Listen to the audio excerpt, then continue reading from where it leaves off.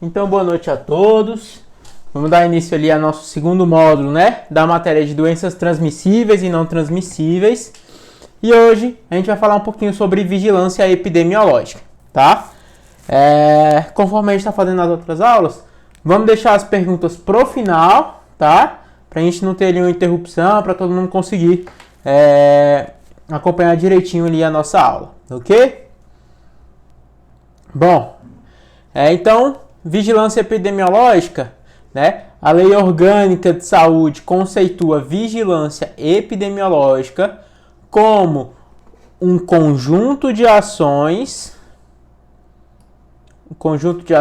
que proporciona o conhecimento, a detecção ou a prevenção de qualquer mudança nos fatores determinantes e condicionantes da saúde individual ou coletiva, com a finalidade de recomendar e adotar as medidas de prevenção e controle das doenças e agravos, né? Então, sempre quando a gente vai falar em saúde primária, a gente tem que lembrar que a gente vai cuidar do individual e do coletivo, né? E a nossa principal estratégia, né? A principal estratégia adotada vai ser o de prevenção e controle de doenças e agravos, né? Então, a vigilância epidemiológica ela vem com este mesmo segmento, tá? Então, o desencadeamento de processo de vigilância tem início com a informação do problema de saúde que é destinada à tomada de decisões. E por essa razão, define-se a vigilância epidemiológica por meio da tríade, né? Então ali, a gente vai ter uma informação, vai tomar uma decisão e vai executar, né? Vai colocá-la em ação, né? A vigilância epidemiológica constitui-se em importante instrumento de prevenção e controle das doenças e fornece importantes subsídios para o planejamento, organização e operacionalização dos serviços de saúde, como também para a normatização das atividades técnicas correlacionadas. Tá? Então, por que a gente tem que estudar a vigilância epidemiológica, né? Como futuros agentes comunitários de saúde? Porque ela vai ser um importante instrumento de prevenção e controle de doenças, né? E que vai fornecer os subsídios para o planejamento, organização e operacionalização dos serviços de saúde. Então, a gente vai usar a vigilância epidemiológica para conseguir executar bem o nosso trabalho, ok? E aí, a gente tem algumas etapas, né? Lembra que a gente falou da vigilância epidemiológica, gente, como essas três etapas aqui, ó, de informação, decisão e ação. Então, essas três etapas, a gente vai começar a destrinchar elas, tá? Então, primeiro a gente vai ter a notificação, né? É a comunicação da ocorrência de determinada doença ou agravo à saúde, feita à autoridade sanitária por profissionais de saúde ou qualquer cidadão. Lógico, os profissionais de saúde, geralmente eles vão notificar, né? Se eles já sabem ali dos casos, porque vai ter que ter o diagnóstico, a suspeita. Mas, caso não tenha, qualquer cidadão ali pode fazer essa notificação, tá? Para fim de adoção ali de medidas de intervenção pertinentes, é denominada ali a notificação. Então, o que é a notificação? É a comunicação tanto dos profissionais de saúde ou de qualquer cidadão às autoridades sanitárias, né? Para que sejam tomadas algumas medidas de intervenção ali pertinente ao que está acontecendo, tá? Então, ali deve-se notificar a simples suspeita da doença sem aguardar a confirmação do caso que pode significar perda de oportunidade de adoção de medidas de prevenção e controle indicadas. Vocês lembram lá que agora no coronavírus a gente sempre falava, são 1.000 casos suspeitos, 70 confirmados e nenhuma morte. Um exemplo, né? Então, por quê? Já se notifica na suspeita do caso, tá? E depois a gente faz um acompanhamento para ver se tem uma confirmação, tá? Mas a suspeita, ela já tem que ser notificada para poder já ir adotando medidas de prevenção, tá? Então, prevenir não é se antecipar, né? Quando a gente quer fazer prevenção à saúde, a gente não quer se antecipar a ocorrência de uma doença, e é isso que a gente quer fazer. Quando a gente notifica, a gente quer se antecipar, caso seja uma suspeita ali confirmada, a gente já tem um plano de ação para aquela pessoa, tá? Então ali a notificação tem que ser sigilosa, só podendo ser divulgada fora do âmbito médico-sanitário em caso de risco para a comunidade, tá? Vamos lá. As suspeitas de coronavírus eram um risco para a comunidade? Com toda certeza, por isso que ele era divulgado. Mas a gente não vê ali diversas suspeitas, vamos supor, de H1N1, casos suspeitos de H1N1, até serem confirmados, né? Por quê? Aquele risco ali é uma população muito pequena. Porém, se eu tiver um surto, um surto epidêmico de H1N1, eu tenho sim que fazer essa divulgação dos dados, né? Para tomar as devidas providências, porque a minha comunidade ali vai estar correndo um risco naquele âmbito de surto epidêmico, tá? Então, também tem que sempre se respeitar o direito do anonimato dos cidadãos, né? Então, a gente nunca vai divulgar ali a lista com o nome e CPF das pessoas que são possíveis suspeitas. Não, a gente vai divulgar um número X de pessoas, tá? Então, ali, qual é o propósito, né, da vigilância epidemiológica?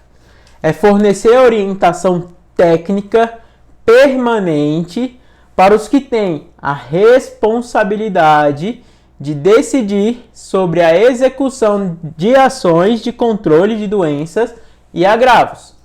A sua operacionalização compreende um ciclo completo de funções específicas e intercomplementares, que devem ser desenvolvidas de modo contínuo, permitindo conhecer a cada momento o comportamento epidemiológico da doença ou agravo escolhido ali como alvo das ações, para que a intervenção pertinente possam ser desencadeadas como oportunidade e efetividade, tá?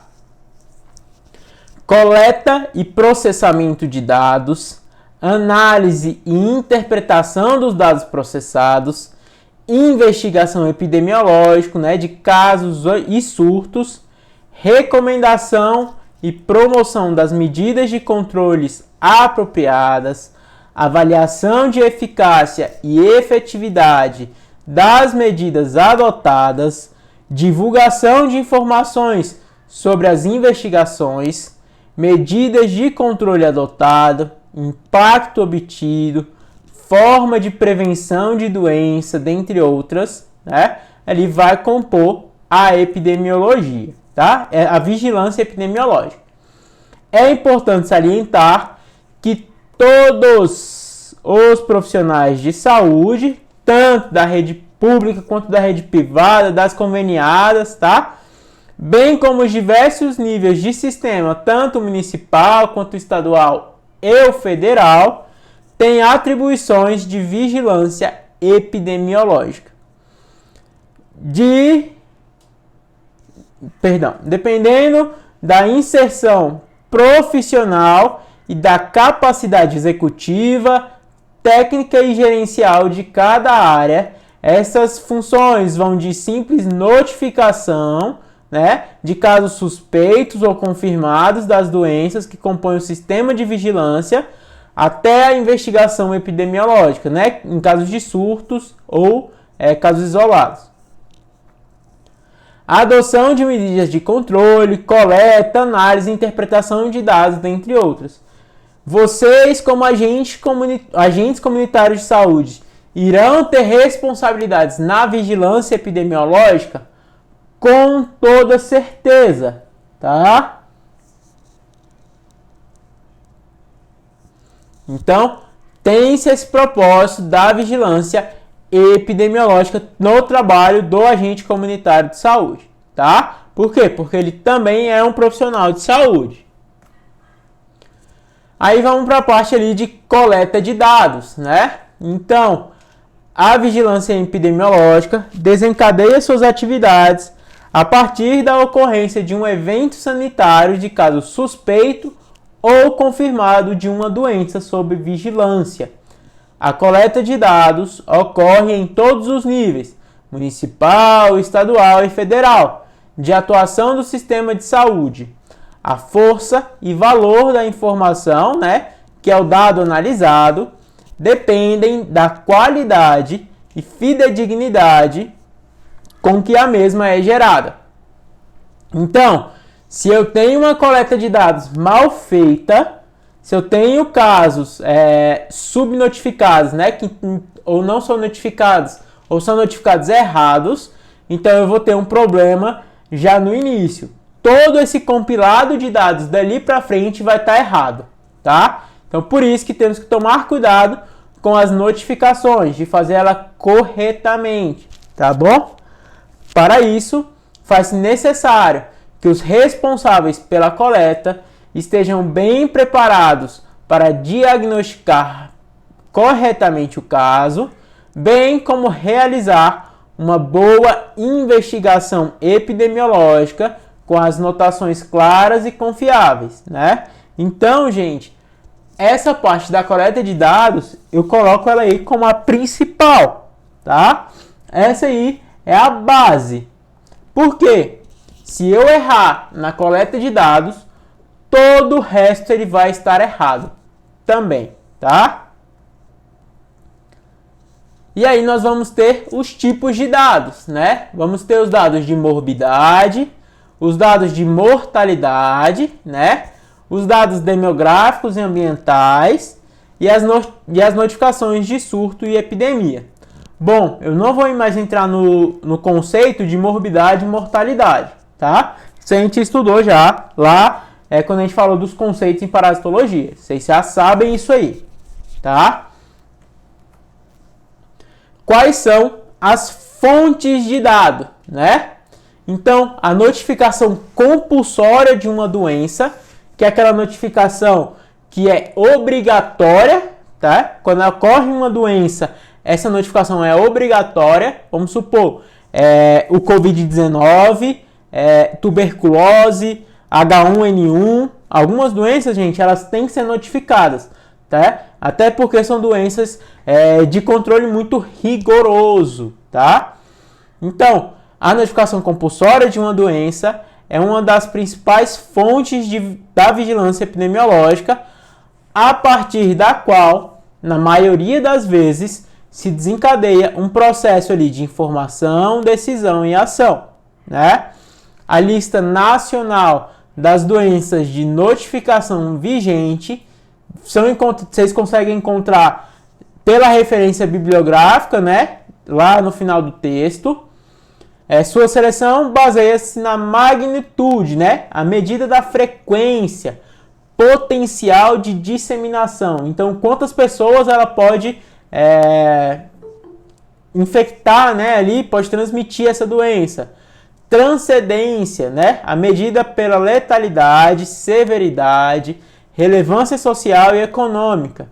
Vulnerabilidade, existência ali de um instrumento de prevenção. Compromissos internacionais de erradicação, eliminação ou controle, epidemias, surtos e agravos inusitados, né? Que são os critérios observados ali, analisados em conjunto, é o que a gente vai falar abaixo. Porém, vamos pensar o seguinte. Olha o quão sério, né, foi ali esse surto do Covid-19. Então, obrigatoriamente, o Covid-19 ele vai vai continuar sendo uma doença de notificação compulsória. Se daqui 5 anos surgir uma pessoa com os sintomas do Covid-19, né, e for diagnosticado ali com o Covid-19 daqui 5 anos, né, então vai se fazer um trabalho de novo em torno daquela pessoa, daquele caso, para que não vire mais um surto, ok? Então, os critérios ali que são observados, gente, vão ser os resultados de exames laboratoriais, né? As declarações de óbito, né? Maternidades ali dos nascidos vivos, hospitais e ambulatórios vão ser investigados, investigações epidemiológicas, estudos epidemiológicos especiais, sistemas sentinelas, vão se consultar o IBGE, né? A imprensa e a população, e tem outras fontes de dados também, tá? Mas colocamos essas aí como as principais. E aí vamos ter o diagnóstico de casos, tá? Então, a confiabilidade do sistema de notificação depende em grande parte da capacidade de os profissionais e serviços locais de saúde responsáveis pelo atendimento dos casos diagnosticarem corretamente as doenças e agravos. Para isso, deverão estar tecnicamente capacitados e dispor de recursos complementares para a confirmação da suspeita clínica. Então, essa parte do diagnóstico ela é importante até no caso de suspeita, tá? A gente pode não fechar um diagnóstico, mas os profissionais que fazem, né, os médicos, os enfermeiros que fazem esse diagnóstico, que tem esse olhar mais clínico, é necessário que eles estejam bem treinados para poder diagnosticar, né, para ajudar o enfermeiro, no caso, para ajudar no diagnóstico, e o médico para diagnosticar esses casos que podem aparecer, tá? Então o diagnóstico ele é importante demais, porque se eu não tenho nem a suspeita do diagnóstico, eu não vou ter nenhuma notificação, tá? Vamos falar agora um pouquinho sobre a investigação epidemiológica, tá? Então ele é um método de trabalho frequentemente utilizado em casos de epidemias de doenças transmissíveis, mas também aplicável a outros grupos de agravos, tá? Consiste em um estudo de campo realizado a partir de casos, né, que foram clinicamente declarados ou tiveram como suspeitas, tá?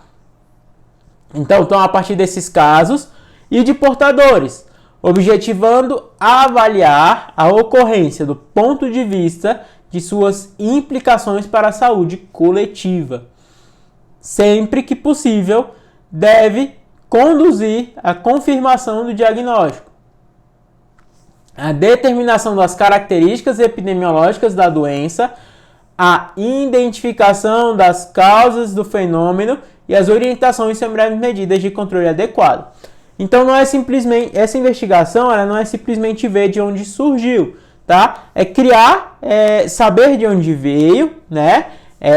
Identificar por que existe, confirmar os casos suspeitos ou descartar esses casos e também orientar as pessoas quanto às medidas de controle adequado.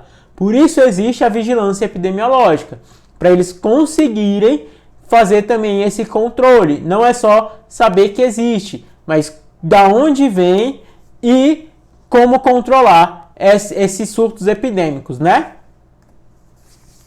Então ali vamos ter um roteiro, né, básico de investigação, tá? Então as seguintes indagações ali devem ser levantadas, né? De quem foi contraída a infecção? Por que eu tenho que saber de quem? Para eu saber quem foi o primeiro, né? e saber também a forma de contágio. Foi de um mosquito? Foi pela água? Foi de outra pessoa? Tá? Então, é necessário saber de quem que foi contraído, né? Qual é a fonte primária, né? Qual é a fonte de contágio dessa doença.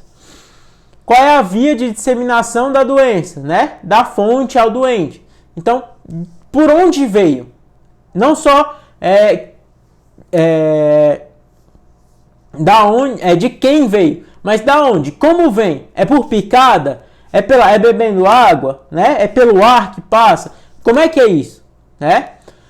Que outras pessoas podem ter sido infectadas pela mesma fonte de contágio. Então, lá na China, quando surgiu esse Covid-19, foram investigar que a primeira pessoa contaminada foi dentro de um restaurante, e aí eles foram atrás dessas pessoas que estavam no restaurante, né? Então, é saber que outras pessoas podem ter sido infectadas, para poder ter um controle, né? E estudar também esta doença, tá? Para quais pessoas o caso pode ter transmitido a doença, né? Então, vamos supor, para a família dele, ou ele teve, vamos supor, numa festa, ou ele teve ali num restaurante, tá? Então, para quais pessoas ele pode ter transmitido? A quem o caso ainda pode transmitir a doença. Então, qual é o resto da população toda? É a população daquela cidade? É o Brasil? É o mundo, de novo? Então, para quem ainda, aonde pode chegar essa doença, né? E a pergunta, a última, é como evitá-lo, né? Lembra que eu falei? Não é só saber da onde veio, por que veio, de onde pega e para quem passa, mas como evitar. A vigilância epidemiológica, ela tem esse quesito. Tem que saber também o levantamento de como evitar esta doença novamente, tá? Então, ali, qual é a finalidade da investigação? É a adoção de medidas de controle em tempo hábil, né? Em um tempo que dê para salvar vidas, que dê para fazer um bom estudo. Quando eu falo de estudo, gente, investigar os casos e ver como evitar, né? Isso também é uma forma de estudar, é estudar uma doença. Então, adotar essas medidas de controle no tempo mais rápido possível, em tempo hábil ali, de não gerar um surto ou de ter menos mortos possível, né? Então, adotar essas medidas de controle no tempo hábil, tá? Para que isso aconteça, devem ser iniciadas imediatamente após a ocorrência do evento, tá bom? E vamos ter ali uma ficha de investigação epidemiológica, tá? Então, são os formulários existentes nos serviços de saúde específicos para cada tipo de doença que facilitam a coleta e consolidação dos dados. Devem ser preenchidos cuidadosamente, registrando-se todas as informações indicadas para permitir a análise e a comparação de dados. No caso de agravos inusitados, deve-se elaborar uma ficha própria de acordo com as manifestações clínicas e epidemiológicas do evento, tá bom?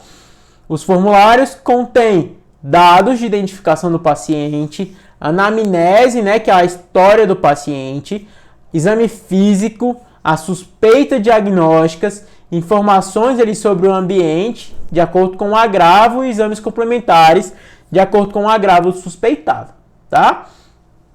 Então, é uma ficha, é um formulário pronto, que deve ser preenchido cuidadosamente, deve ser totalmente preenchido.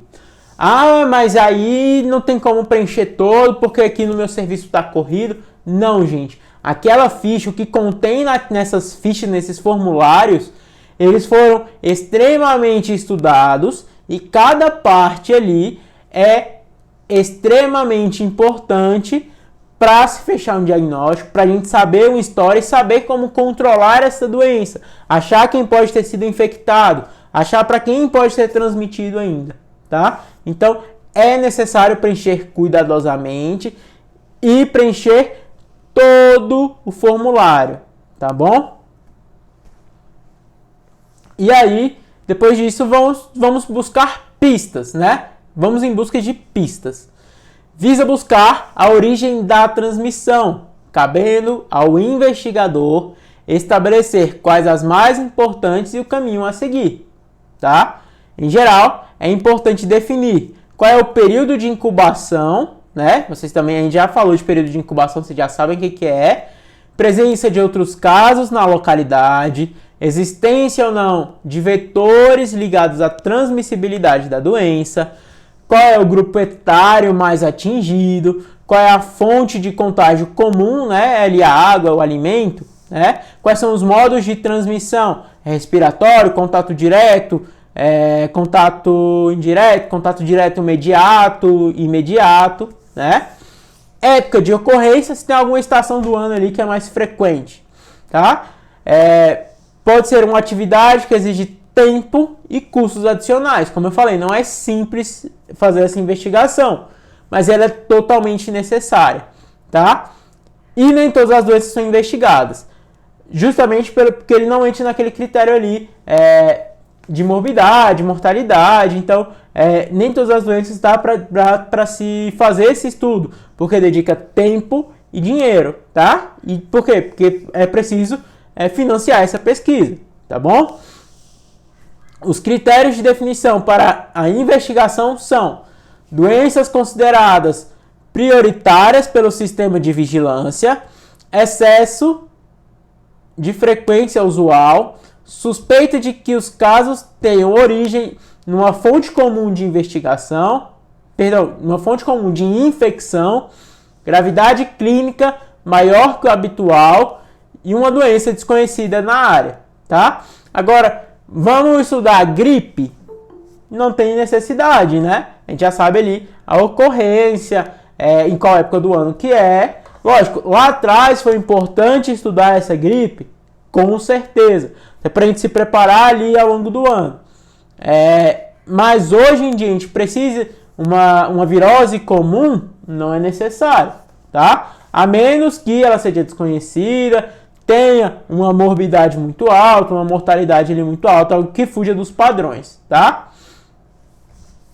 E temos a busca ativa de casos, tá? Então, é um procedimento realizado com vistas ao conhecimento da magnitude de ocorrência do evento. Quando se suspeita de casos, que casos possam estar ocorrendo sem o registro nos serviços de saúde. Vamos supor, vocês como agentes comunitários de saúde, eu sei que está tendo ali um surto de dengue, mas aí algumas pessoas têm todos os sintomas da dengue, mas não procuraram nenhum serviço de saúde, só estão em casa. Isso também, ir até essas pessoas é uma busca ativa de casos, né? Então a gente vai fazer a testagem, a gente vai tentar melhorar esse número e juntar todas as pessoas que realmente foram infectadas, tá? Aí vamos ter a fase de processamento e análise de dados, tá? Então ali os dados colhidos são consolidados, né? Vão ser ali ordenados de acordo com a característica da pessoa, lugar, tempo, etc. Em tabelas, gráficos, mapas de área de estudo, fluxos de pacientes e outros, tá? Vai depender ali do que a gente quer, de qual é o objetivo ali do estudo, de quem está fazendo, como ele achar melhor organizar. Essa disposição fornecerá uma visão global do evento, permitindo a avaliação de acordo com as variáveis de tempo, espaço e pessoa, né? Então, quando aconteceu, onde aconteceu, com quem aconteceu. E de associação causal. Por que aconteceu?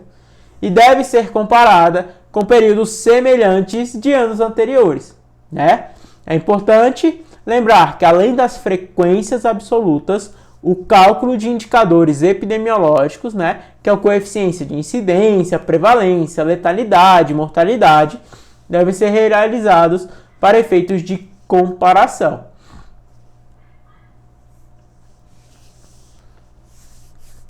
E aí a gente vai chegar na decisão-ação, né?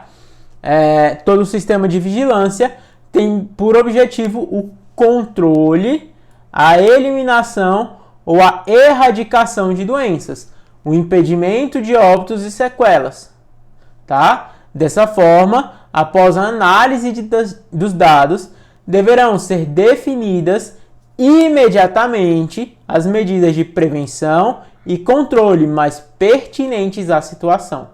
Isso deve ser feito no nível mais próximo da ocorrência do problema, para que a investigação seja mais oportuna e, consequentemente, mais eficaz, né? Então, a gente tem que tomar a decisão mais correta possível e agir o mais rápido possível para que sejamos mais eficientes, né? Então, quanto mais rápido a gente detectar ali, tomar essa decisão, e quanto mais rápido a gente agir, menos casos a gente vai ter, menos proliferação a gente vai ter desses casos, tá? E vamos ter a normatização, tá? Então, são normas técnicas capazes de uniformizar procedimentos e viabilizar a comparabilidade dos dados e informações que são elaboradas e divulgadas pelo sistema de vigilância epidemiológica. Então, o sistema de vigilância epidemiológica ele vai fazer